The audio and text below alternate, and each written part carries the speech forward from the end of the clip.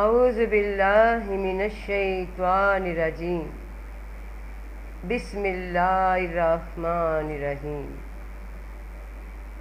السلام علیکم ورحمۃ اللہ وبرکاتہ۔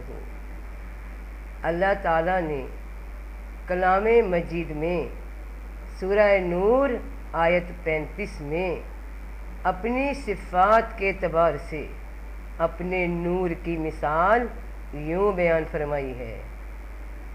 اس کے نور کی مثال ایسی ہے جیسے ایک تاک کہ اس میں چراغ ہے، وہ چراغ ایک فانوس میں ہے، وہ فانوس گویا ایک موتی کی مانند چمکتا ستارہ ہے، روشن ہوتا ہے بابرکت زیتون کے درخت سے۔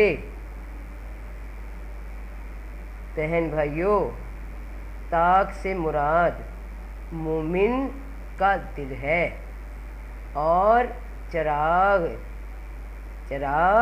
دل کا سر ہے، لطیفہ سر، لطیفہ راز ہے، یعنی روح سلطانی ہے، اور فانوس سے مراد باطنی دل ہے، جس کو اس کی انتہائی نورانیت چمک دمک کے باعث موتی سے تشبیہ دی گئی ہے۔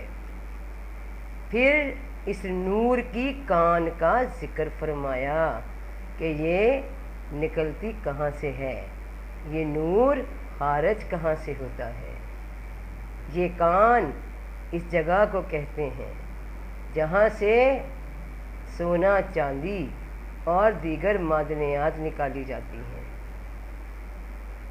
تو فرمایا یہ نور زیتون کے مبارک درخت سے روشن ہوتا ہے، جس سے مراد خالص توحید ہے۔ پھر اللہ تعالیٰ نے کلام پاک میں اس درخت شجر تلقین و توحید کا وصف بیان فرمایا کہ نہ یہ شرقی ہے نہ غربی، یعنی نہ پورب کا نہ پچھم کا، حدود و عدم یعنی فنا اور طلوع و غروب سے مبرہ ہے، بلکہ ازلی اور غیر فانی ہے۔ جس طرح اللہ تبارک و تعالی قدیم، ازلی اور ابدی اور اس کی ذات غیر فانی ہے، اسی طرح اس کی صفات بھی ہیں، کیونکہ اس کے انوار اور تجلیات اور صفات اس کی ذات کے ساتھ قائم ہیں۔ جب تک آئینہ دل سے حجاب دور نہ ہو جائے اس کی معرفت حاصل نہیں ہو سکتی۔ حجاب رفع ہونے کے بعد دل انوار الہی سے منور ہو جاتا ہے، تو روح اسی تاک یعنی دل سے اللہ تعالیٰ کی صفات کا مشاہدہ کرتی ہے۔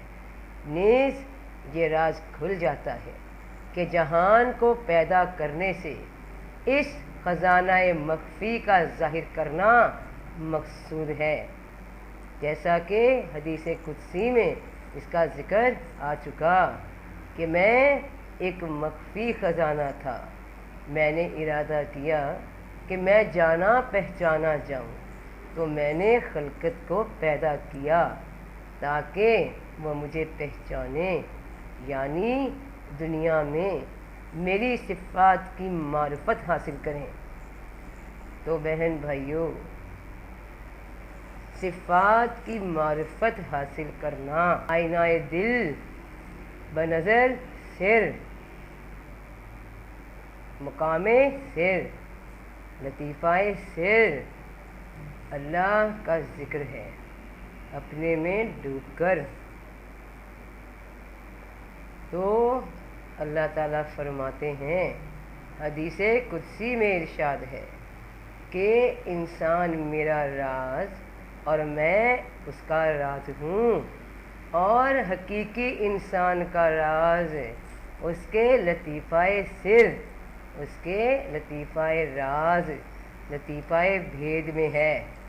جب وہ اپنے اس بھید تک پہنچے گا تو اللہ تک پہنچے گا، اللہ کی صفات تک پہنچے گا، اللہ کے نور تک پہنچے گا، اللہ کے فضل تک پہنچے گا۔ تو سب کا بھلا، سب کی خیر۔ جیتے رہو بہن بھائیو، فی امان اللہ۔